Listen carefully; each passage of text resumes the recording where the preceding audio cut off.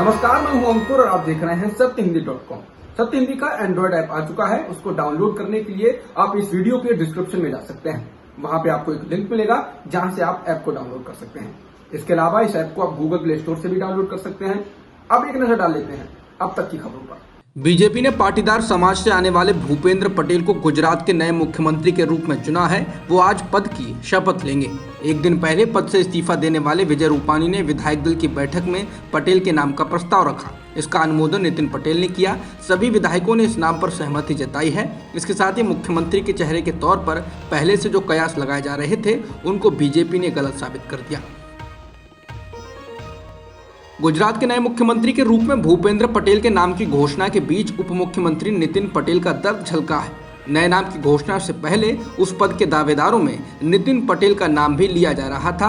वह इससे पहले भी उस पद की दौड़ में रहे थे। भूपेंद्र पटेल के नाम की घोषणा के कुछ देर बाद एक कार्यक्रम में नितिन ने कहा कि और भी कई सारे ऐसे हैं जिनकी बस छूटी है, मैं अकेला नहीं हूँ, इसलिए उसे इस नज़र से ना देखें। पार्टी फैसले लेती है, लोग गलत कयास लगाते हैं। उन्होंने ये भी कहा कि मैं रास्ते में मोबाइल देख रहा था, मैंने मीडिया में खबरें देखी कि क्या मुझे अब बाहर कर दिया जाएगा। मैं कहना चाहता हूं कि जब तक मैं जनता, कार्यकर्ताओं और मतदाताओं के दिलों में हूं, मुझे कोई नहीं हटा सकता है। मैंने लंबे समय तक विपक्ष में काम किया है और 30 साल तक पार्टी के लिए काम किया है।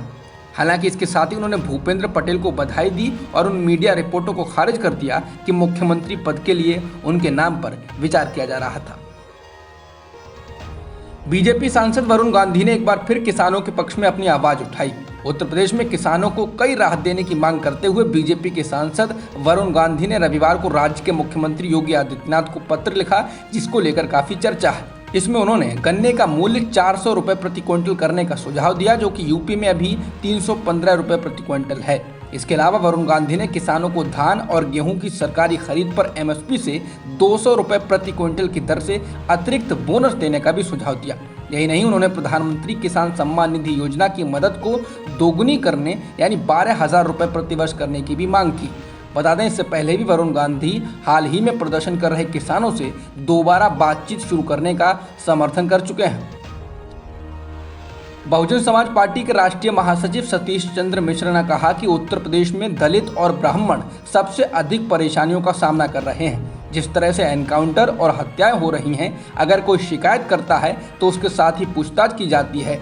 इंडियन एक्सप्रेस से बातचीत करते हुए सतीश चंद्र मिश्रा ने कहा कि इन सभी पीड़ित लोगों ने ही मुझसे बाहर आने का आग्रह किया। वे चाहते हैं कि बीएसपी एक बार फिर 2007 की तरह सत्ता में वापस आए। वे चाहते हैं कि ब्राह्मण और दलित समुदायों का भाईचारा वापस आए।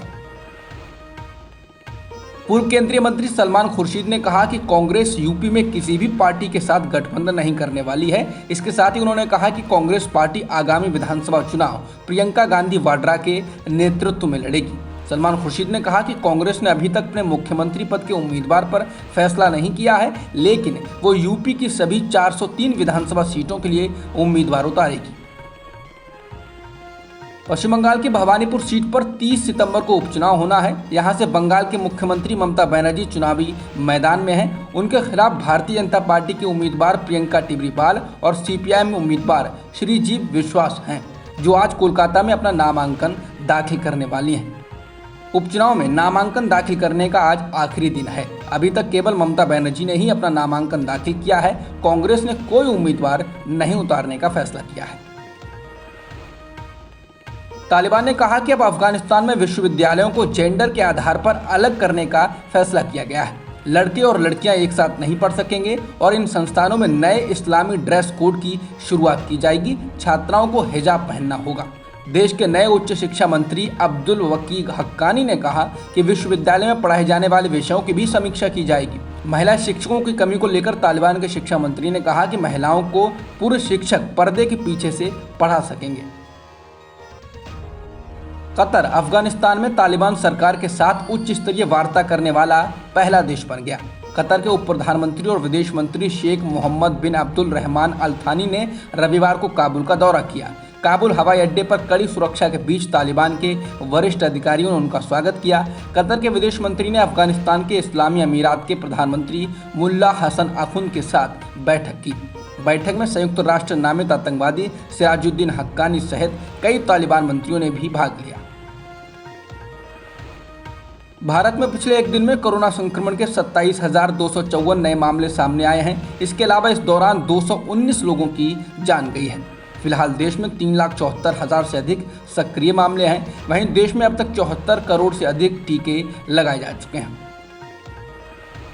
यूएस के दानिल मेदवेदेव ने सर्बिया के नोवाक जोकोविच को हराकर यूएस ओपन ग्रैंड स्लैम का खिताब जीत लिया है। इसके साथ ही नोवाक जोकोविच का ग्रैंड स्लैम कैलेंडर ईयर का सपना टूट गया। दुनिया के शीर्ष वरीयता खिलाड़ी जोकोविच अपने 21वें ग्रैंड स्लैम खिताब के लिए ये मैच खेल रहे थे और अगर वो जीत जाते तो इसी के साथ ही 1969 के बाद पहली बार कैलेंडर ईयर ग्रैंड स्लैम पूरा करने वाले पहले खिलाड़ी बनते।